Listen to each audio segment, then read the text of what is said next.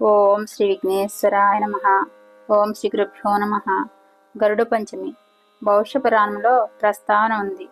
సముద్ర మదనంలో ఉచ్చైశ్వరం అనే గుర్రం ఉద్భవించింది. అది శ్వేతవర్ణం కలది. కశ్యపుని భార్యలు కద్రువ వినత. వారు కద్రువ గుర్రం తెల్లగా తోక నల్లగా ఉంది అనగా, వినత మొత్తం తెల్లగానే ఉంది అనగా, ఎవరిది తప్పు అయితే వారు దాస్యం చేయాలని పందెం వేసుకున్నారు. కద్రువ కపట బుద్ధితో నాగులుని పిలిచి అశ్వవాలాన్ని పట్టి వ్రేలాడమని కోరగా, కరుకోటకుడు అలా చేయగా వినత దాస్య విముక్తికి అమృతాన్ని దేవతలను ఓడించి తెస్తుండగా, విష్ణువు విజయ సాధనకు గుర్తుగా తనకు వాహనంగా జెండాగా విష్ణువు వరం ప్రసాదించాడు.